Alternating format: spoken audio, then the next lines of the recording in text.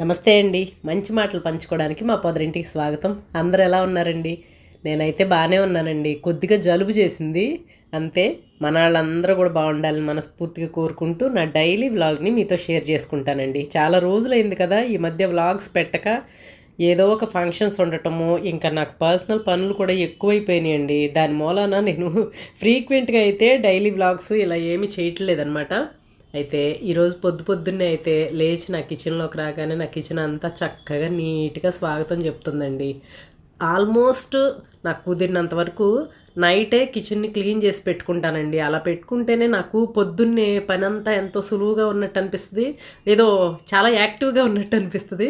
ఇంకోటి ఏంటంటే green tea తయారు చేసుకుంటున్నాను. ఇప్పుడు అందరూ అడుగుతున్నారండి మీరు ఏం గ్రీన్ టీ వాడుతున్నారని. నేను టెట్లీ వాడుతున్నానండి ఫస్ట్ నుంచి కూడా. ఇది ప్యూర్గా ఉన్నట్టు అనిపిస్తుంది. ఆకులు కనిపిస్తున్నాయో మీకు? చక్క నీళ్లు కొద్దిగా మరగబెట్టుకుని, ఆ మరగబెట్టిన తర్వాత స్టవ్ ఆఫ్ చేసేయాలండి. ఆఫ్ చేసి ఆ వాటర్ని కింద పెట్టేసుకుని, మనం ఎంతైతే గ్రీన్ టీ పౌడర్ వేసుకోవాలో ఆ పౌడర్ వేసేసుకుని మూత పెట్టేసుకోవాలి. మూత పెట్టుకుని కొంచెం సేపు అయిన తర్వాత అవి వడగట్టుకుని మన ఇష్టం, తేనె కావాలంటే తేనె, నిమ్మకాయ ఇలా పిండుకుని తాగాలన్నమాట. ఇంకా బ్రేక్ఫాస్ట్ చేయడానికి వచ్చేసానండి. నైటే ఇలా శనగల్ని శుభ్రంగా 1-2 సార్లు కడిగి నానబెట్టేసుకున్నాను. అలా నానబెట్టుకుంటే పొద్దున్నే ఏంటంటే ఆ వాటర్తోనే మనం ఉడకబెట్టేసుకోవచ్చు. చక్కగా నాని ఆ పోషకాలన్నీ ఆ వాటర్లో ఉంటాయి కదా, ఆ వాటర్తో ఇలా కుక్కర్లో పెట్టేసుకుని కుక్కర్ని స్టవ్ పైన పెట్టేశానండి. మీకు ఎప్పుడు చెప్తా ఉంటాను కదా, గ్రీన్ టీ పౌడర్ని నేను మొక్కల్లో వేస్తానని. ఇలా ఫిల్టర్ చేయగా వచ్చిన గ్రీన్ టీని ఇలా మొక్కల్లో వేస్తానండి. ఇది మంచి ఎరువుగా పనిచేస్తుంది. దానిలో ఉన్న సారం అంతా మట్టిలోకి దిగుతుంది అనమాట. ఇక్కడ శనగలు ఉడకబెట్టాను కదా, చక్కగా ఉడికిపోయినాయి, విజిల్ వచ్చేసింది అనమాట. శనగల్ని ఫ్రీక్వెంట్గా మన ఆహారంలో భాగంగా చేసుకోవాలండి. ఇది చిన్న పిల్లలకైనా పెద్దవాళ్ళకైనా ప్రోటీన్ మంచిగా అందుతుంది అనమాట. అది కూడా బ్రేక్ఫాస్ట్ టైంలో కనుక తీసుకుంటే దీనివల్ల వేరే వేరే ప్రాబ్లమ్స్ కూడా రాకుండా ఉంటాయి. చక్కగా అరిగిపోతుంది ఏ ఏజ్ వాళ్ళకైనా సరే. ఆ వాటరు నేను ప్యూర్గా ఉంచాను, కడిగి అని చెప్పాను కదా, దాన్ని నేను ఉడికేటప్పుడు కూర వండేటప్పుడు కూడా వాడతాను. అందుకే ఇలా ఫిల్టర్ చేసి పక్కన పెట్టేసుకున్నానండి. పక్కన పెట్టేసుకుని స్టవ్ ఆన్ చేసి పాన్ పెట్టుకుని, పాన్లో కొద్దిగా ఆయిల్ వేసుకుని ఆయిల్లో సన్నగా తరిగిన ఉల్లిపాయ ముక్కలు వేసుకున్నాను. ఎప్పుడు చెప్తానుగా మీకు, ఉల్లిపాయలు వేయగానే పసుపు వేసేసుకుంటే చక్కగా ఉల్లిపాయలు త్వరగా వేగిపోతాయి. తర్వాత దీనిలోకి ఒక మీడియం సైజు బంగాళదుంపలు ఒక 3 ఇలా కట్ చేసుకుని వేసుకున్నానండి. అంటే ఏంటంటే బంగాళదుంపలు పాడైపోతాయేమో, మొలకలు వచ్చేస్తాయేమో అని ఈరోజు శనగలు బంగాళదుంపలు కలిపి వండుతున్నాను అనమాట. అందుకే బంగాళదుంపలు కూడా కట్ చేసుకుని వేసుకుని, అవి కూడా కొంచెం ఒక్కసారి వేగిన తర్వాత 2 పచ్చిమిర్చి చీలికలుగా చేసుకుని వేసుకుని, ఈ ఉడకబెట్టుకున్న శనగలు ఉన్నాయి కదా, ఈ శనగలను కూడా దీంట్లోకి షిఫ్ట్ చేసేసుకున్నాను. ఇప్పుడు స్టవ్ సిమ్లో పెట్టుకుని అలా మూత పెట్టేసి ఉంచేస్తే ఆ బంగాళదుంపలు మగ్గుతూ ఉంటాయి. ఈలోపు ఏంటంటే కొద్దిగా జీడిపప్పు, కొంచెం జీలకర్ర, ధనియాలు, టమాటా, లవంగాలు, దాల్చిన చెక్క, ఇలా మసాలాకు సంబంధించిన గ్రేవీ కోసం అనమాట. వాటన్నిటినీ చక్కగా మిక్సీలో పేస్ట్ చేసుకున్నాను. పేస్ట్ చేసుకుని ఆ పేస్ట్ దీనిలో షిఫ్ట్ చేసేస్తున్నాను. నేను ఎప్పుడు గ్రేవీ కోసం అండి, నాకు ఆ టైంకి వంటగదిలో ఏవి అందుబాటులో ఉంటే వాటిని గ్రేవీలాగా చేసేసుకుంటాను అనమాట. ఇది ఆడవాళ్ళందరికీ ఉన్న టెక్నిక్ కదండి. అంటే ఇదే ఉండాలి, ఇది ఉంటేనే ఈ వంట చేస్తాము అనే సెక్షన్ అయితే అస్సలు ఉండదన్నమాట. నాకు ఆ టైంకి ఒక్కొక్కసారి జీడిపప్పు ఉంటుంది, ఉండదు, ఒక్కొక్కసారి కొబ్బరి ఉంటుంది. అలా ఏది అందుబాటులో ఉంటే దాన్ని ఇలా చక్కగా పేస్ట్ చేసేసి ఆ పేస్ట్ని కూడా దానిలోకి వేసేసుకుని, అది కూడా కొంచెం పచ్చివాసన పోయిన తర్వాత ఇలా శనగలు ఉడకపెట్టుకుని నీళ్ళు ఉన్నాయి కదా, ఆ నీళ్ళని దీంట్లో పోసేసుకున్నాను గ్రేవీ కోసం అనమాట. ఎప్పుడు కూడానండి మనము పప్పులు, శనగలు ఇలాంటివి నానబెట్టేటప్పుడు నానబెట్టే ముందే శుభ్రంగా కడిగేసి 1-4 సార్లు పక్కన పెట్టేసుకుని ఆ వాటర్ని కనుక ఇలా వంటకాల్లో వాడితే ఎంతో వేస్ట్ అవ్వకుండా ఉంటుంది. మనకి ఆ పోషకాలన్నీ కూడా మనకి చక్కగా అందుతాయి. ఈలోపు ఇంకా కుక్కర్ ఒకసారి చూసుకుని ఉప్పు కారం సరిపోయినా లేదో చెక్ చేసుకుని కుక్కర్ విజిల్ పెట్టేసుకున్నాను. ఈలోపు కూర ఉడుకుతూ ఉంటుంది. చక్కగా నేను చపాతీకి పిండి కలుపుకుంటున్నానండి. ఎప్పుడు అంతే కదా, మనందరం కూడా ఏ పనులు చేసుకుంటున్నా కూడా ప్యారలల్గా ఉండేటట్టుగా, అంటే స్టవ్ పైన ఒక పని అవుతూ ఉండాలి, ఒక కూర ఏదో ఒకటి ఉడుకుతూ ఉన్నప్పుడు ఇలా కొంచెం టైం టేకింగ్గా అనిపించే పనులు చేసుకుంటే అమ్మయ్య 2 పనులు ఒకసారి అవుతున్నాయి అన్న ఫీలింగ్ కలుగుతుంది. ఎందుకంటే చపాతీ పిండి కలపడం కొంచెం టైం పడుతుంది కదా. నేను పిండి కలిపేటప్పుడు అయితే దీనిలో ఏమీ టెక్నిక్స్ ఏమీ యూస్ చేయనండి. జస్ట్ సాల్ట్ వేసుకుని సరిపడా వాటర్తో ఎక్కువసేపు కలుపుకుంటానమాట. చపాతీ పిండి ఎప్పుడు కూడా చపాతీలు మనకి సాఫ్ట్గా రావాలి అంటే ఎక్కువసేపు ఆ పిండిని మసాజ్ చేసినట్టుగా కలుపుకోవాలి.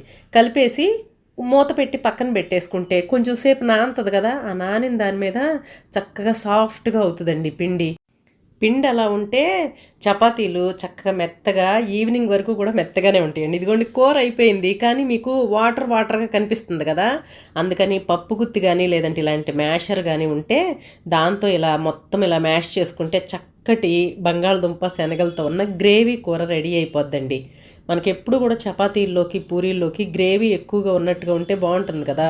ఉడకగానే చూసారా నీళ్లుగా నీళ్ళ కూరలాగా ఉంది. అలా కాకుండా ఇలా మ్యాష్ చేసుకుని, అంటే మొత్తం మెత్తగా చేసేయకూడదు, కొంచెం కచ్చా పచ్చగా చేసుకుంటే మనకు శనగలు కనిపిస్తూ ఉంటాయి, బంగాళదుంప ముక్కలు కనిపిస్తూ ఉంటాయి, చక్కగా కూర కూడా గ్రేవీగా ఉంటుంది అనమాట. ఇంకా కూర అయిపోయింది కదా, పిండి కూడా చక్కగా సరిపడినంత నానిపోయింది. ఇంకా చపాతీలు కాలుస్తున్నానండి. చెప్పాను కదా, ఎప్పుడు మా ఇంట్లో ఎవరెవరి వీలుని బట్టి వాళ్ళ టేస్ట్కి తగ్గట్టుగా, కొంతమందికి ఆయిల్ తక్కువగా, కొంతమంది ఆయిల్కి సరిపడా అలా వేసి కాలుస్తున్నాను. అయితే మీకు ఫస్ట్లో చెప్పాను కదా నేను ఫ్రీక్వెంట్గా వీడియోస్ ఎందుకు చేయట్లేదని. ఈ మధ్య నాకు వర్టిగో ప్రాబ్లం వచ్చిందండి. ఇది లాస్ట్ టైం కూడా ఒకసారి వచ్చింది. వర్టిగో అంటే ఏంటంటే ఎక్కువసేపు ఏదైనా స్క్రీన్ చూడలేమన్నమాట. ఫోన్ చూడటం కానీ లేదంటే టీవీ చూడటం కానీ ఇలా చూడలేము. తలనొప్పి వస్తూ ఉంటుంది, మెన్నరాల నొప్పులు అలా వస్తూ ఉంటాయి అన్నమాట. నాకు లాస్ట్ టైం వస్తే కూడా నేను హోమియో ట్రీట్మెంట్ తీసుకుంటే తగ్గిందండి. అయితే మళ్ళీ ఈ మధ్య వస్తూ ఉందన్నమాట. నా డ్యూటీ ఏంటంటే మన వీడియోస్ చేయాలంటే ఎక్కువగా ఫోన్ చూస్తూ ఉండాలి కదా, దాని మూలాన ఇంకా నేను ఫ్రీక్వెంట్గా అయితే వీడియోస్ అప్లోడ్ చేయట్లేదండి. అది కూడా ఇలాంటి వ్లాగ్స్ అనమాట. అందుకే ఇప్పుడు కూడా ఏంటంటే నాకు ఈరోజు బాగానే ఉంది, ఏమీ ప్రాబ్లం లేదు అనుకున్న రోజు, అంటే హెల్త్ పరంగా అలా ఏమీ ప్రాబ్లం లేదు అనుకున్న రోజు మాత్రం వీడియో షూట్ చేసుకుని ఇలా మధ్య మధ్యలో మీ ముందుకు వస్తానే ఉంటానండి. ఎప్పుడన్నా రాలేకపోతే మాత్రం కొంచెం ఎక్స్క్యూజ్ చేయండి, ఓకేనా? మీరు అర్థం చేసుకోకపోతే ఇంకెవరు అర్థం చేసుకుంటారు కదా. అందుకే చెప్తున్నాను నేను. ఎందుకంటే ఇది పర్టికులర్గా అండి, వేరే ఏదైనా ఇలా జలుబు చేయటమో ఇలాంటిది ఏదైనా ఉంటే ఏదో ఒక రకంగా మేనేజ్ చేయొచ్చు, కానీ కంటికి సంబంధించింది, పైగా తలనొప్పి వస్తూ ఉంటుంది, ఆ టైంలో కాన్సన్ట్రేషన్గా చేయలేం కదా. అందుకే ట్రీట్మెంట్ తీసుకుంటానే ఉన్నాను. బాగున్నప్పుడు మాత్రం తప్పకుండా మీ ముందుకు వస్తానండి. నాకు కూడా వీడియోస్ చేయకపోతే అస్సలు మనసుకి తృప్తిగా ఉండదండి. వీడియో చేయని రోజు నాకేమనిపిస్తుంది అంటే, అయ్యో ఈరోజు ఏంటి ఇలా గడిచిపోయింది, మన వాళ్ళందరినీ మీట్ అవ్వలేదు కదా, వాళ్ళతో కొంచెం 4 మాటలు మాట్లాడలేదు కదా అని నాకు నిజంగా అనిపిస్తుంది. ఇది నమ్మాలి మీరు. నా మనసుకి అంత లోటుగా అనిపిస్తుంది. వీడియో చేసుకున్న రోజు చేసి మీతో అప్లోడ్ చేసేసి మీరు ఏదో ఒక కామెంట్స్ పెడతా ఉంటారు, ఆ వ్యూస్ వస్తూ ఉంటే వాటిని చూస్తే మాత్రం మనసు నిజంగా తృప్తిగా అనిపిస్తుందండి. అందుకు కూడా చేస్తూ ఉంటాను అనమాట. ఇందులో నా స్వార్థం కూడా ఉంది, మీ అందరితో అటాచ్మెంట్ అలా పెరిగిపోయిందని చెప్పాలి కదా. ఇలా చక్కగా టిఫిన్ సెక్షన్ అవుతూ ఉందండి. మీకు ఒక చిన్న టిప్ చెప్తాను, ఇది ఆల్మోస్ట్ మీ అందరికీ తెలిసిందే. ఇలా చలిగా ఉన్నప్పుడు, అంటే చలికాలం పెరిగినప్పుడు మనకి ఎక్కువగా ఇలా గోధుమ పిండితో చేసిన ఐటమ్స్, పూరి కానీ చపాతీ కానీ పుల్కాలు కానీ ఇలాంటివి తింటే ఒంట్లో చక్కగా వేడి వచ్చి మనకి ఈ చలిని తట్టుకునే శక్తి వస్తుందండి.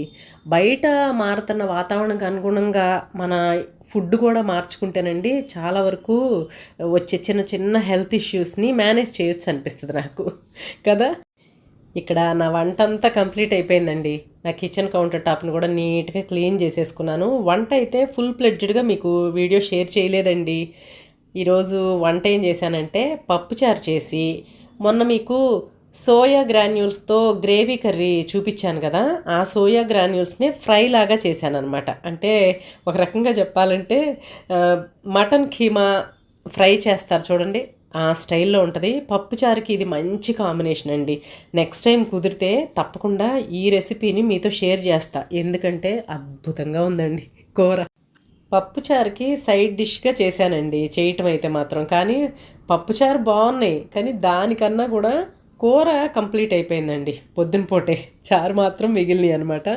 ఇంకా వంట అయిన తర్వాత భోంచేసి కొంచెం సేపు రెస్ట్ తీసుకున్న తర్వాత ఈరోజు మా బాబాళ్ళ కబ్బోర్డు ఇంకా చిన్నవి సర్దుతున్నానండి. న్యూ ఇయర్ వచ్చే ముందు మళ్ళీ ఒకసారి ఇల్లంతా సరిగా ఆర్గనైజ్ చేసుకోవడం ఫస్ట్ నుంచి నాకున్న అలవాటు అండి.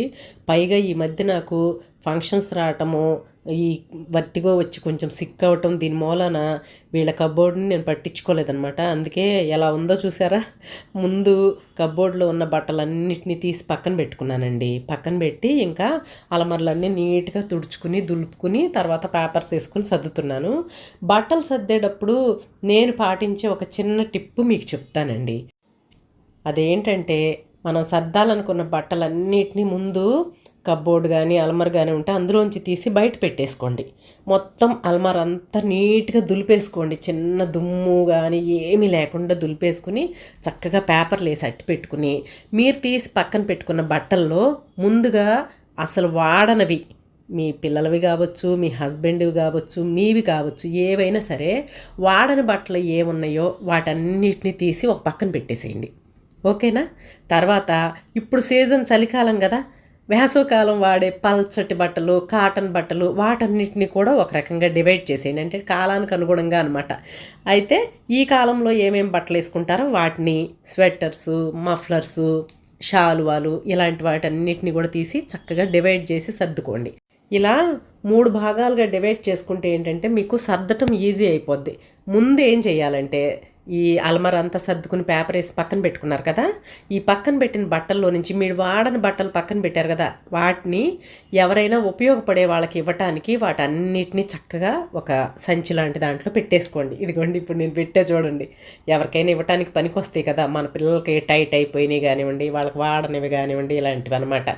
అసలు చిరిగిపోయినవి, బాగోలేదు అనుకున్నవి ఇల్లు తుడవడానికి కానీ ఇంకా ఏదైనా సరే పాత క్లాతుల్లాగా యూస్ చేయడానికి తీసేసుకోండి. ఇలా దేనికదే డివైడ్ చేసుకుంటే ఏమవుతుందంటే వేస్ట్గా మనకి కబోర్డ్లో అనవసరంగా ఉన్నవన్నీ బయటకు వచ్చేస్తాయి. ఇంకా ముఖ్యంగా కావాల్సినవి ఇప్పుడు చలికాలం కాబట్టి స్వెటర్స్, మంకీ కాప్స్ ఇవన్నీ కూడా రెగ్యులర్గా వాడే బట్టల అలమరలో చక్కగా ఆ ర్యాక్లో సర్దేసుకోండి. రెగ్యులర్గా పిల్లలు వేసుకునే బట్టలు, బనీన్స్, ఇంకా అండర్వేర్స్ ఇలాంటివన్నీ కూడా చక్కగా ఎదురుగుండా కనిపించేటట్టుగా సర్దుకోండి. అప్పుడు మీకు ఈజీ అయిపోద్ది. ఎప్పుడైనా సరే బట్టలైనా సామాన్లైనా కూడా అనవసరమైనవి మనం వాడట్లేదు అనుకున్నవి ఎవరికైనా ఇచ్చేయడానికి తీసేస్తే చాలా వరకు ఇల్లు క్లీన్ అయిపోద్దండి. నేను ఎప్పుడు ఒకటి పాటిస్తాను. ఏదైనా పారేస్తున్నాం అనుకున్నప్పుడు నేలబోయేది వారబోస్తే మంచిది అని అంటారు కదా, అలా మనం పారేయాలనుకున్నది ఇంకొకళ్ళకి ఎవరికైనా ఉపయోగపడుతుందేమో చూసుకుని వాళ్ళకి ఇచ్చేస్తే పుణ్యానికి పుణ్యం వస్తుంది, మన ఇంట్లో కూడా వేస్టేజ్ తగ్గుద్ది. ఏమంటారు మీరు? అసలు ఏ పనైనా కూడా ముక్కలు ముక్కలుగా విభజించి చేసుకుంటే మనకు కూడా పని చాలా సులువవుతుందండి కదా. ఇంకా కబ్బోర్డ్ సర్దగానే కొంచెం టైం ఉంది. ఇంకా అప్పుడు ఏం చేశానంటే, మా ఫ్రంట్ రూమ్లో కూడా కబ్బోర్డ్ చూశారుగా మీరు, దీనికి ఏమి గ్లాస్ ఉండదు కదా, అందుకే డస్ట్ ఎక్కువ పడుతూ ఉంటుందండి. అందుకే ఈ కబ్బోర్డ్ కూడా నీట్గా తుడిచేసి సర్దేశాను. ఇప్పుడు కూడా ఒక చిన్న టిప్ చెప్తాను. పండగో న్యూ ఇయరో ఏదైనా వస్తుంది అనుకున్నప్పుడు ఒక్కసారే సర్దటం పెట్టుకుని హైరాణ అయిపోకుండా కొంచెం ముందే ప్లాన్ చేసుకుని మీకు రోజువారీ పనులన్నీ అయిపోయిన తర్వాత ఒక గంట అలా కేటాయించుకుని కొంచెం కొంచెంగా సర్దుకుంటూ ఉంటే ఇల్లు నీట్గా ఉంటుంది, మనం కూడా ఎక్కువ స్ట్రెయిన్ అవ్వకుండా ఉంటాం కదా. ఏమంటారు మీరు? ఓకేనా? ఇది అండి ఈరోజు మన వీడియో. ఈ వీడియో మీ అందరికీ నచ్చింది అనుకుంటున్నాను. వీడియో కనుక నచ్చితే తప్పకుండా వీడియోని లైక్ చేయండి, మీ ఫ్రెండ్స్కి, ఫ్యామిలీ మెంబర్స్ కూడా షేర్ చేయండి. మరొక మంచి వీడియోతో మీ అందరి ముందుకి వస్తుంది మీ పొదరిల్లు వాణి. అంతవరకు అందరూ టేక్ కేర్ అండి. Thank you for watching.